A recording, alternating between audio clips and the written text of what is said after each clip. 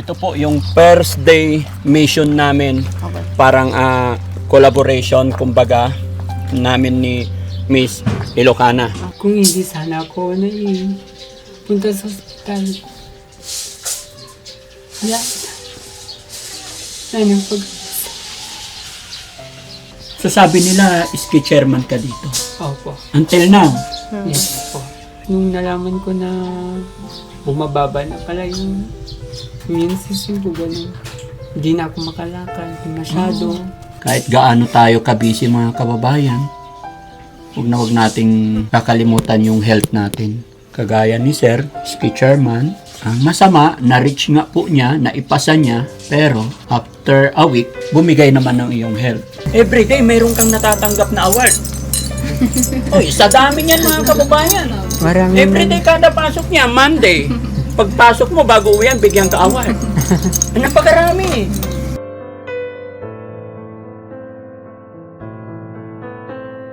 Daddy Frankie, tayo na'y tumulong, kaagapay mo. Pero ang ganda ng lugar nyo Opo, sir. Parang napaka virgin pa yung mga lugar, no? Opo, sir. Pero Ayan. kinukulture na. Opo, sir. Dinadayo po to. Ay, ano? Ba Ay, sila naglalapa Opo, talaga? sir. Dyan po. Yung mga kababayan, mga kabarangay, nakakatawa, Dito mo makikita yung mga sinauna. Although, nakita ko rin yan sa lugar namin noon, mga kababayan, pero ngayon wala ka nang makikita. Pero natuwa ako dito sa kanila kasi. Tingnan nyo mga kababayan, yung mga nanay, no? Opo, sir. Diyan talaga sila naglalapa Opo, para. malinis po kasi yung tubig dyan, sir. Saan ang gagaling tong tubig na to? Galing po sa bundok, sir. Sa Sierra bundok. Madre. Opo. Opo. Kahit sa Sierra Madre? Opo, sir. Malapit na ang Sierra Madre Opo, dito. sir. Yan na lang po. Yan po. Yung Ito yun? Opo. Ay, wow. So yun mga kababayan, mga kabarangay, isang mapagpalang araw po sa atin lahat. Nandito kami sa Isabela at scouter natin ngayon si Miss Ilocana, Hello no? po. Opo. Kaya salamat at nakapunta kami dito sa lugar ninyo. Opo, sir. Salamat din po, sir. Totoo pala yung balita na magaganda yung mga Ilocana. Ah. Di ba, mga Opo, sir. kababayan? Sige, dito Opo, tayo. sir. Saan Sige ba banda po. yung ano? Dito, sir. Dito po. Ayan. Napalayo kami ngayon mga kababayan. Isabela. Opo, sir. Isabela po. Oo, ilang oras ang biyahe namin kahapon mga kababayan. At ito po yung first day mission namin. Opo. Parang collaboration kumbaga namin ni Miss Ilocana. Mga kababayan, walang kumbaga nakita ko lang din po sa social media yung kanyang ginagawa. Opo, sir. Kaya nakipag-ugnayan ang team kung paano natin mapalawak yung mga ginagawa natin na pagtulong. At ito, mayroon ilalapit sa atin si Miss Ilocana. Opo, Ano yung sir. ilalapit mo dito? Bale po ito si Daddy Frankie, isa po siyang SK chairman dito po sa aming lugar at lumalapit po sa atin upang matulungan po natin sa kanyang sakit ngayon na hindi po nila kaya na mapagamot ng kanyang pamilya kaya lumapit po sila sa inyo Daddy Frankie para SK matulungan. chairman. Opo, SK chairman po dito Elected sa amin. siya ngayon. Opo. Ngayon po, siya po yung SK po namin ngayon, Daddy Frankie. Hindi mo Opo. pa nai-upload yan? Hindi pa po Daddy Frankie. Sige, puntahan natin. Sige po. Ilang taon siya? Mga 20... Ay, 27? Bata pa. Opo, bata pa po, Daddy. Oh, sige ma. Sige po. Ladies first. Mm. So yun mga kababayan, no? Samahan niyo po kami sa inilalapit ni Miss Ilocana. Ma'am. Hello po! Magandang morning po! Kumusta? Yeah, thank you. Kumusta po kayo dyan? Siya. Opo, siya po. Morning. Good morning, sir. Kumusta po? okay lang naman. Ano nangyari? Ito, tinamaan ko ng sakit. Pagkarami-rami tayo ganito. Bumagsak mo ang katawan. Bumagsak katawan mo. Magandang morning ulit, sir. Daddy Frankie po. Hello po. Kaya kami nakarating dito sa inyo, inilapit ka sa akin ng iyong kabarangay, si Miss Ilocana. Kaya thanks to God. Anong nararamdaman mo ngayon, sir? Masaya kasi may bumisita po. Thanks to God. No? Gusto ba? Ano pangalan niyo pala, sir? Ako si Vince. Pwede yun na lang kung minagsabi. Vince? Vince. Okay. Sir, bago tayo magsimula, kilala mo naman na siguro ako, no? Ako napapanood ko ba? Naka-video po ako. I-upload namin sa social media. Okay lang po ba? Okay lang. Sige. Ma'am, upo ka po. Ay, sige po. Uwian kasi ako from Tugigaraw to dito po. Everyday po yan. Sinasabay ko rin po yung pag-review for my board exam na dalawa. Siguro sa pagod, lahat-lahat na hindi na kaya na ng katawan, bumagsak po. Nagkaroon ako ng sakit na sabi nila sa hospital, mahina daw ang immune system. Kaya yun, kung ano ng sakit, Anong findings ng doktor ng sakit mo? may pneumonia, PTP, tapos yung iba kasi, ba yung pangalan, hindi ko lang na-memorize. Meningitis ako. Yung isa. Yung parang nawawala na Meningitis? ako na sa katinuan. Kung hindi sana ako na punta sa hospital. Wala. Anong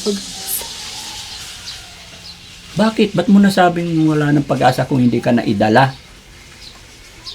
kasi bumaba po talaga yung mga platelets ko. So sabi nila, ski chairman ka dito. Opo. Until now. Yes po. Ako po pa rin po yung SK. Paano ngayon yan? Hindi ka na nakaka-attend sa barangay, no? Nakakakuan na rin po, pero mostly ang pinapagalaw ko po is mga kagawad. Kagawad po, na ganun. lang. Pero ang nagplano ko pa rin po, pati mga documents. Gaano mo siya kakilala, ma'am? Kabarangay ko po. Kabarangay. Opo. Kaya nabigla din po ako kasi isa din po ako noon sa kabataan na po sa kanya. Bilang escape po namin.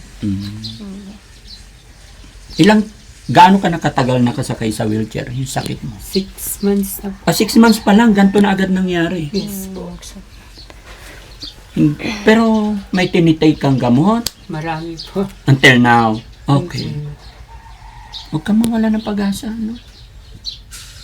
Ang sabi ng mga kagawad mo, syempre, maraming umaasa sa'yo sa barangay na to. I'm very happy naman po na yung mga kagawad ko, active naman sila. Ganun. Tapos, marami namang kwan po, sumusuporta na taga-barangay sa akin. Ganun. Parang nga po nung na-hospital ako, nagpasayaw pa sila yung barangay para lang yung maipong pera. Ito lang. Naggumawa sila ng mga dance for a cause, parang ganun, para sa'yo. Ay, salamat naman, ang galing. Kaya nga po, very thankful ako sa mga kabarangay na. Okay. Kaya pa yan, no? Bata ka pa, ilang taon ka ulit? 26. Bata pa. Pero parang nabawasan yung hair mo, no? Ako po, naglagas po kasi. Ay, naglagas din. Bakit siya naglagas? Parang epekto na rin po ng mga gamot. Sa dami ng gamot. Kumusta ang mother mo? Okay na. Father mo? Nahirapan na. Nahirapan na rin sila. Ano bang source of income nyo dito? Si father, isa po siyang driver. Si mother dito po. Kasi may high blood siya. Hindi siya maka-work. Ilang kayo magkakapatid? Kakay. Pang ilan ka po? Pangatlo po. Pangatlo. Ano sana yung course mo? Ano ba yung... I graduate po ako ng psychology.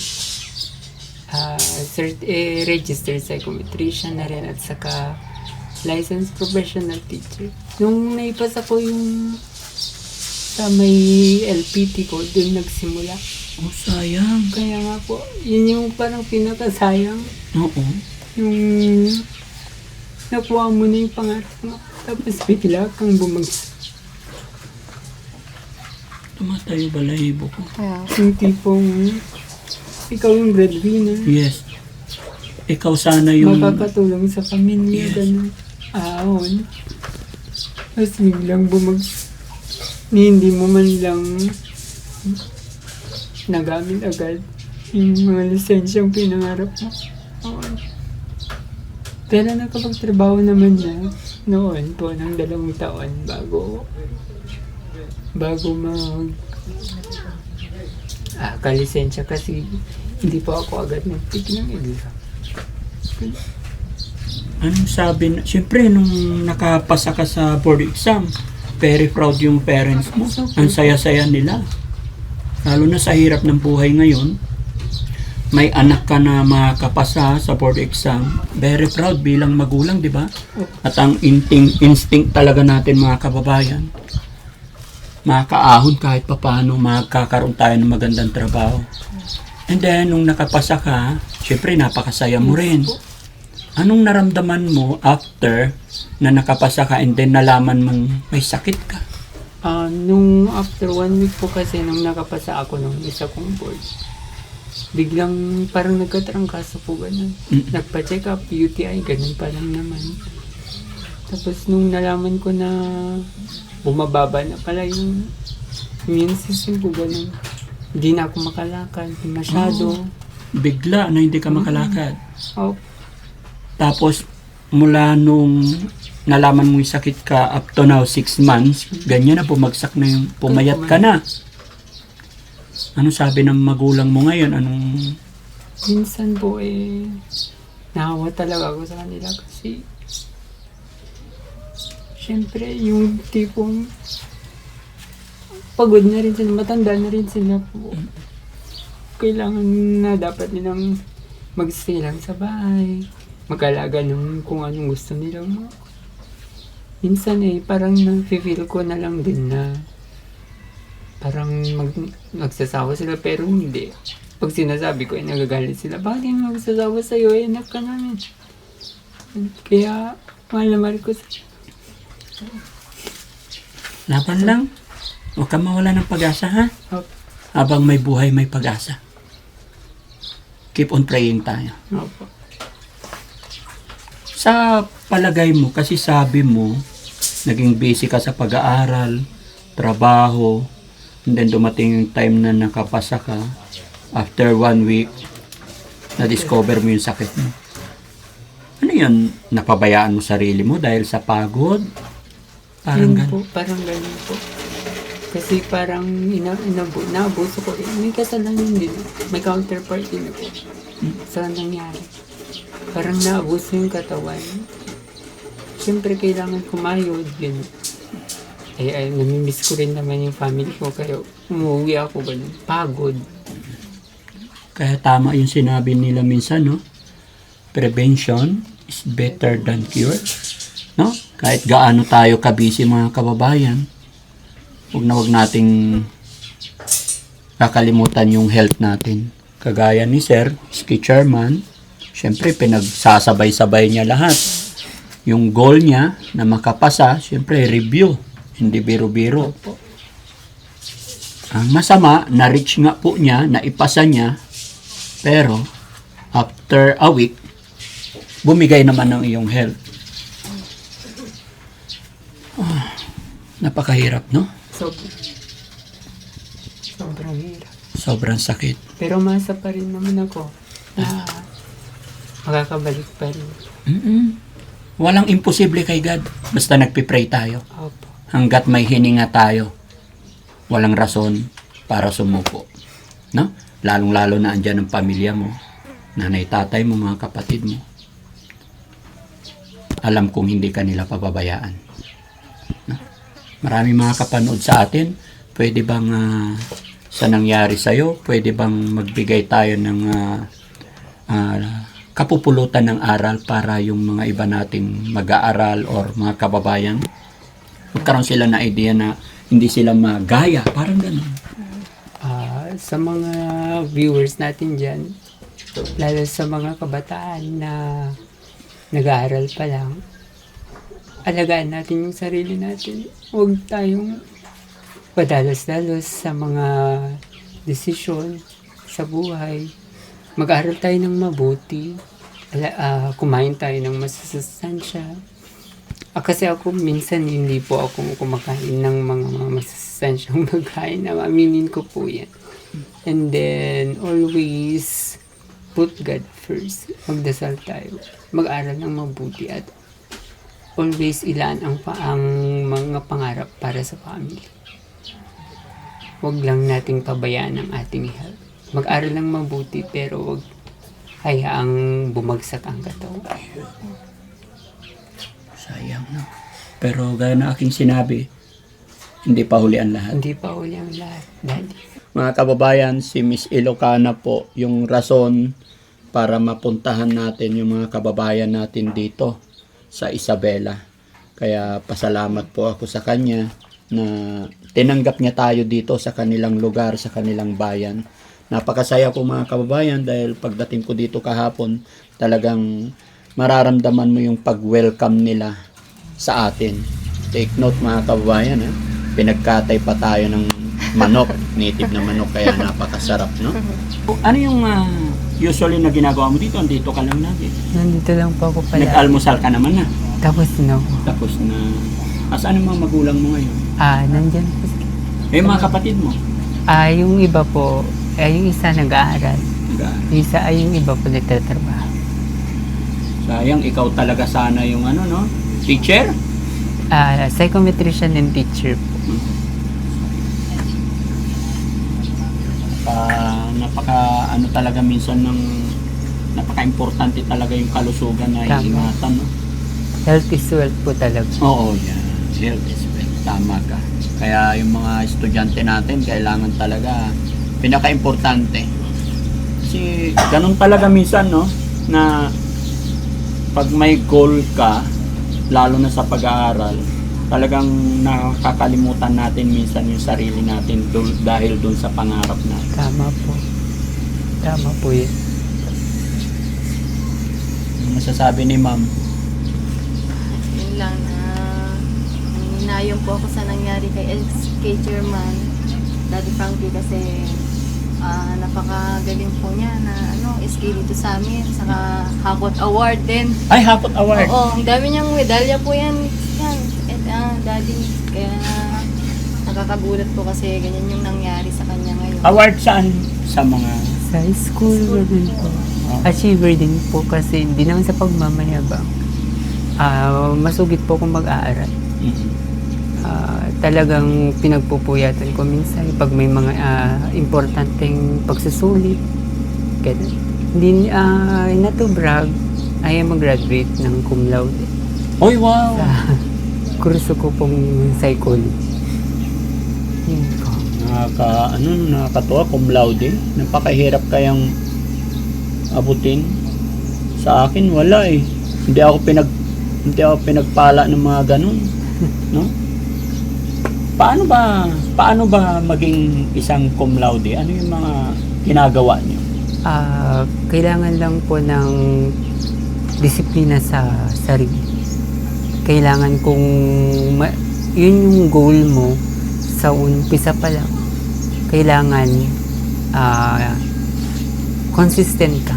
Kung ano yung sa tingin mong magbibigay sa'yo na or tutulong sa'yo para maabot mo yung goal na yun, dapat hindi mo yun bago-baguhin at consistent ka lang. Pero kung sa tingin mo na parang lumiliwas or hindi parang lumiliwas sa goal, mag-change ka konti. Tapos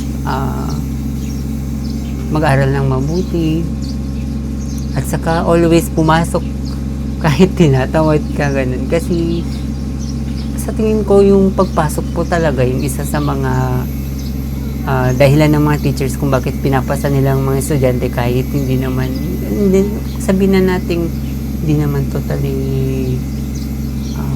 magaling, parang ganun. Pero kapag pumapasok ka kasi, nasisiyahan yung teacher na nakikita ka palagi. Ganun.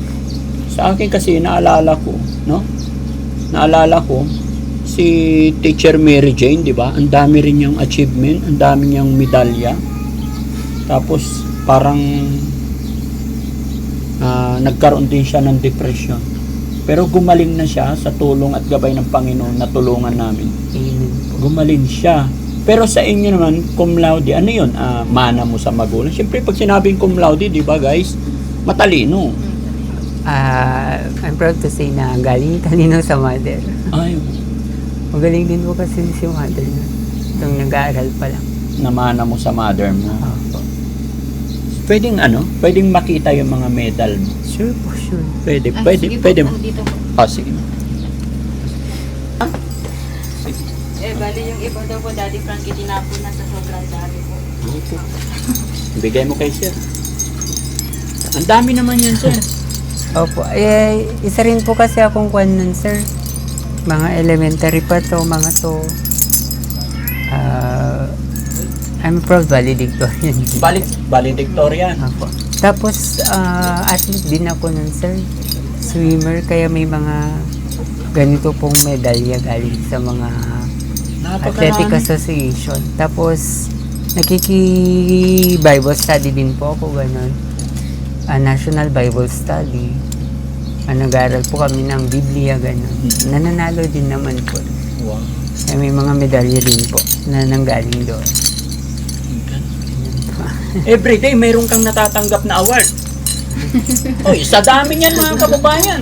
Marami Everyday kada pasok niya, Monday. Pagpasok mo, bago uwian, bigyan ka award.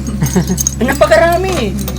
Natapon na rin na po yung iba, lalo nung mga primary education, grade 1, 2, 3. Sa katagalan na rin, no? Opo. Kasi Sa kapatid mo, nadulungan walang na rin. nagmana rin sa'yo? Ay, may isa po yung sumunod sa akin. Mas marami pa po yung awa.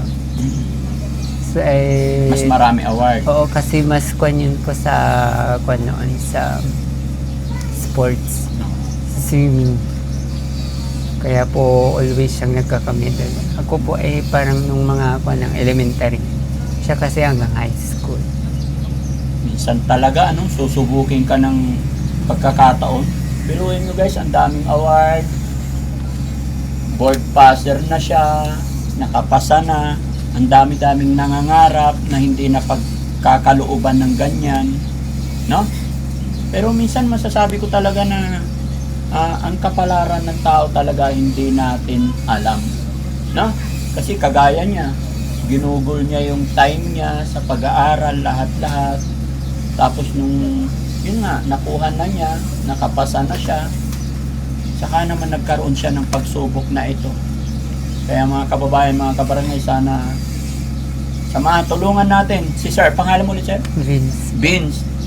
Isama natin siya sa ating dasal na malagpasan niya po itong pagsubok na kanyang pinagdadaanan.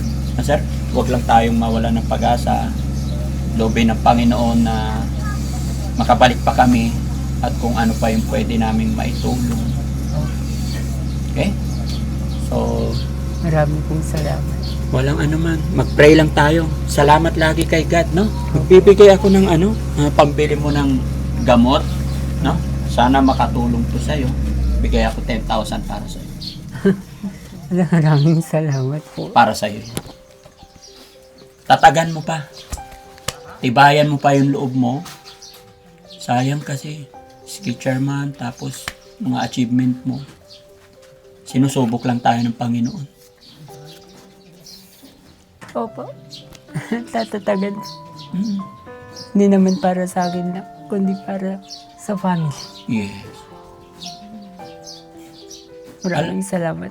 Walang anuman. Matanong lang, may lang ako sa'yo. Siyempre, gaya na sinabi ko kanina, very proud ang nanay mo, tatay mo. Hindi lang sila, mga kapitbahay, mga kamag-anak. Ngayon, after all nangyari sa'yo, mahal na mahal ka pa rin nila. Hindi ka nila sinusukuan. Gaya na sinabi mo kanina, minsan gusto mo sumuko, pero sila ang nagbibigay ng lakas. Pinapagalitan ka para hindi give up. Opo. Naka-video tayo. Mapapanood ng nanay mo to or mga kapatid mo. Ano yung mensahe mo sa kanila? Sa nanay mo lang, tatay mo. Sa parents ko, na since day one, nagkasakit ako, maraming salamat kasi they never silang nag-give up. ang laki-laki ng bill sa ospital. Yung tipong talagang parang ang hirap ng bayaran. Pero yung tatay ko talagang ginawa niya ng paraan. Kahit napagod na siya, pabalik-balik, Isabela to Bigaraw. Araw-araw yan para lang makaingin ng tulong. Tapos yung nanay ko naman always nasa tabi ko. Sa hospital, pati dito. Kasi minsan umalis si Papa para magtrabaho. Hindi na po kasing irregular yung trabaho ng tatay ko ngayon. Thank you po sa lahat. Kasi nandyan kayo always. And then, yun po, mahal na mahal ko po sila. Sa mga kapatid mo. Ganun din po sa mga kapatid ko kasi always din po sila. Pag pagod na yung parents ko, nandyan sila. Para umalalay. Lalo pag wala silang pasok sa kanilang mga... Hindi ka na talaga nakapaglakad? Kaya naman po tumayo. Mm. Pero kailangan ng alalay. Para lang makapaglakad. Okay. Sige, basta laban lang. Laban lang. Sana nakatulong ang Team Daddy Frankie sa'yo ngayon. Sobrang laking tulong. Okay. Salamat kay God, no? Salamat. Ano masasabi ni Ma'am na nakapunta kami dito sa iyong kabarangay? Maraming salamat po Daddy Frankie at sa iyong team kasi napuntahan niyo po itong lugar namin at alam ko po na isa po si SK Chairman Vincent na talagang deserving po na matulungan dahil sa kanyang kondisyon ngayon. Ayan, kaya maraming salamat po ulit Daddy Frankie. Ayan. Salamat. Salamat. Patatag lang. Laban lang. Laban lang tayo, sir. Thank you so much. Laban lang. Loobin ng Panginoon na makabalik pa kami dito. Pagdadasal ko. Ayun. At yun, mga kababayan, mga kabarangay, hindi ako halos makapagsalita sa nakita kong sitwasyon ng ating SK dito. Pero bago matapos ang video ito, gusto kong magpasalamat una sa ating Panginoon dahil ginabayan niya po tayo na makarating dito. Pangalawa, sa ating mga viewers na walang sawang nakasuporta sa Team Daddy Frankie. Paulit-ulit at di ako nagsasawa na magsabi kung ano man nagagawa ni Daddy Frankie dahil po yan sa mga viewers natin. Kaya maraming salamat po sa inyong lahat. Ganon din po sa ating mga kababayan OFW, mga kababayan natin na nasa ibang bansa. Kaya ako po ito nagagawa dahil sa tulong, suporta ninyo sa amin. At syempre kay Miss Ilocano na rin na naging scouter namin dito kumbaga. Dahil hindi talaga kami makapunta rito kung hindi niya tayo gagabayan dito. Kaya mga kababayan, mga kabarangay, loobin gana sa akin sinabi, loobin sana ng Panginoon na makabalik pa kami dito para mas makatulong pa tayo kay Sir Vince. At syempre, kung nanonood pa kayo sa puntong ito, mangyari ako'y maglalambing pakishare natin yung videos na ito.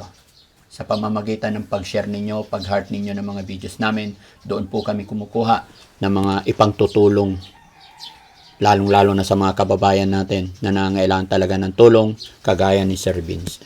Muli po Sir Vince, pray lang tayo, huwag kang susuko para sa iyong pamilya. Babalik pa kami dito. May awa ang Diyos. May awa ang Diyos po. Ayun. So yun mga kababayan, mga kabarangay, maraming salamat po. At sana po hindi kayo magsawa. Lagi kayong nandyan. God bless po mga kababayan. Daddy Frankie po, anak ng Pangasinan, from Pangasinan. Love you all po and God bless. Bye-bye po tayo.